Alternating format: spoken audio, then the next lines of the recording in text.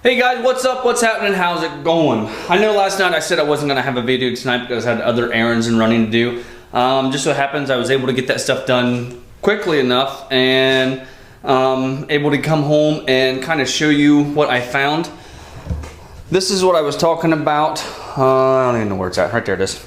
There's a light. This is what I was talking about on the bottom of the mower, where the clutch assembly is. Right up in there, there's a plug, if you can see, up on top, right there. That's where the pigtail goes, or your wiring harness goes into the bottom of the clutch assembly on these Dixie choppers. Some of them have a wiring harness and some of them are wired direct. And to be able to get that out of there, I had to remove this bracket here, which is just what this does, is that mounts to the clutch, and then when you engage it, it keeps it from spinning in circles. So it bolts in two locations here and then goes up into the frame right here just to keep it from moving and spinning in circles. So when you engage, basically it's like a big electromagnet. When you engage that, that holds that bottom section in place and allows that bottom pulley to spin to drive your blades, essentially. So that's kind of how that works. Not kind of, that's how that works. And then this is what I was talking about. This is the wiring harness right here. This is what I found last night when I took everything apart.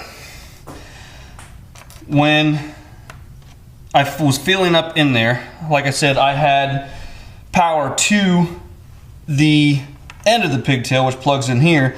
This plugs into the clutch assembly itself. So you have all kinds of tools like this to take this stuff apart.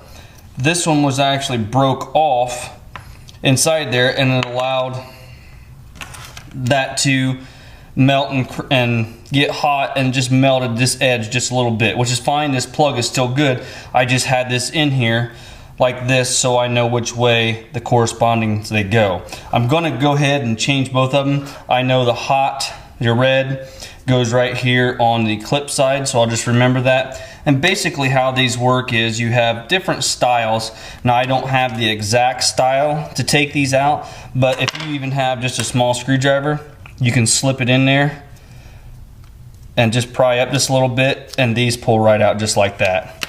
Now one thing you want to make sure and do is always bend this tab back up, because that's how they lock in place. Sometimes you can't get back under it with a screwdriver, so you got to use like an X-Acto knife or something like that. Just bend it up just like that, so that way when you stick it back in here, and they only go one way, you put it in and it definitely positively locks. And I don't have it all the way in there yet because I have it upside down. There we go, just like that. That way it positively locks. See, I had it in there upside down so it wasn't locking. Now that tab is caught and it won't allow it to come.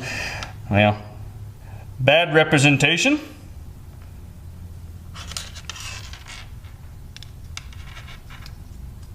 There we go. Now it clicked into place. I could hear it, or maybe you could too. So now I just got to redo. I'm going to go ahead and redo both of these because you can see how this is coming apart here. Now these take a special tool to crimp these, which I don't have. So you can use like needle nose pliers. This is the pair I ground down to do snap rings. And then just crimp one side at a time. So you have to cut off just a little bit, get some good wire, and go from there. So basically I want to cut them off even, just like that. And then I need to go grab my strippers for wire and strip just a little bit of each side off, and then put these back and then crimp these in place. You can see how these tabs are bent out to be able to slide in place just like that. So if you just take and strip just a little bit of this off,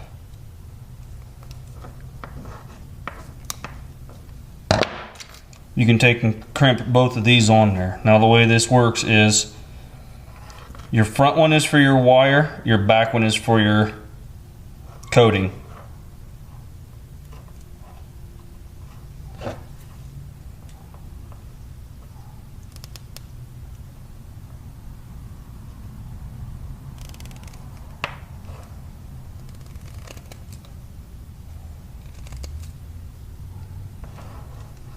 Pretty much just like that. Now, like I said, the way these work, there's a special crimping tool, and your piece will actually slide down inside there. Your wire goes up to the other end, and it's a ratcheting, basically it ratchets it and it pinches and clasps everything together. I don't have that, so this is the way that I'm forced to do it.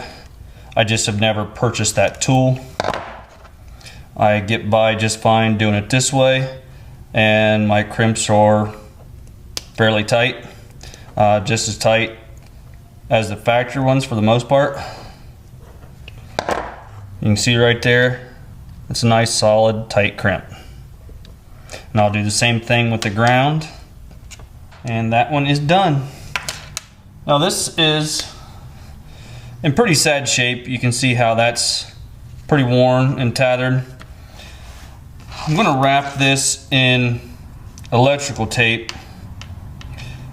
and then I don't know if I'm gonna put this back on, but I also have this wire loom also.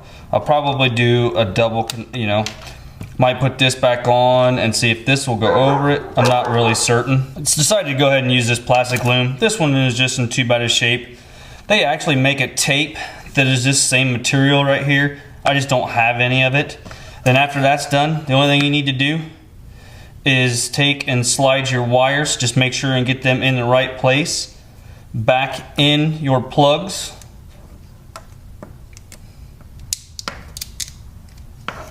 Just like so. Now this wiring harness is pretty much as good as new, with them 2 new ends crimped on there.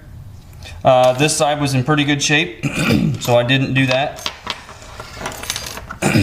Pretty much every connection out there that has a plug on it, there is a tool, this one's broke, that will push in and take any of these apart. Now this one right here has these little red keepers in there, and so you got to pull those out first, and then your tool will slide in there, and all the wires come out from the back side. This has a little weather pack in it to keep everything dry inside there. Then also has just a little rubber weather seal for on the female end, so once you would plug that together, that's a nice tight watertight seal.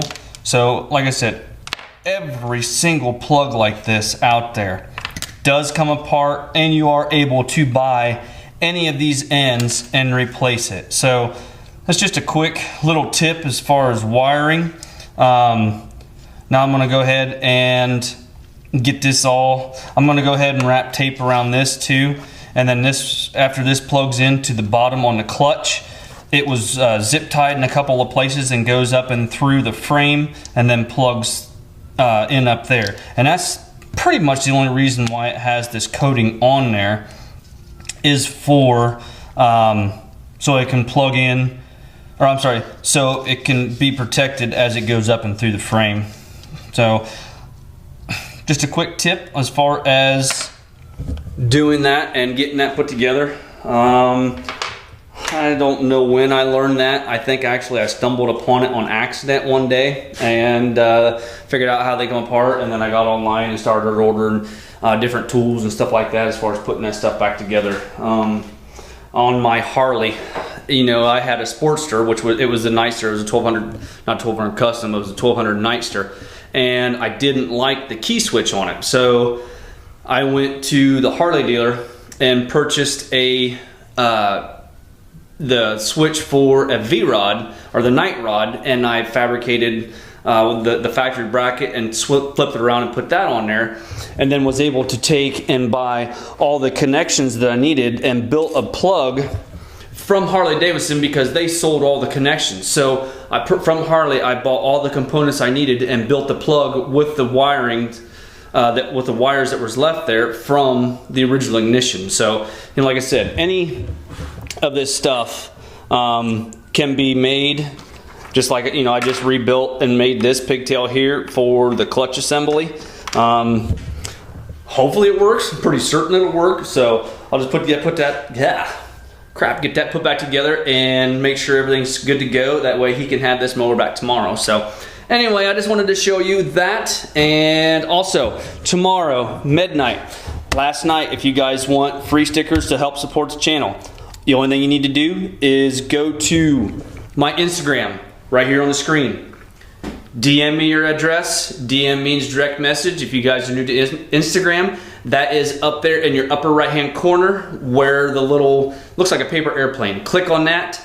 You have to start following me first to be able to message me. Click on that and then type in my Instagram in there and send me a direct message. Send me your address. Do not put it in the comment section because everybody can see it if you do that. So what you have to choose from is a vertical or a horizontal green sticker, or 2 horizontal, whether it be fire and rescue or police. Whoop! Tomorrow at midnight is the deadline for those. If you want free stickers, just hit me up, send me your address, and I'll get that out to you. Until next time, guys, pretty much that's all I'm gonna have. I am gonna be going and getting the truck this weekend so we can get my truck tore apart, do the Hamilton springs, do the fluid balancer, and some other things, and have some pretty good video content next week. This will probably be the last video this week because tomorrow is football night and Friday is football night. So with that being said, guys, hit that like button, give me a thumbs up, subscribe if you have not already done so, and we'll see you in the next one. Bye-bye.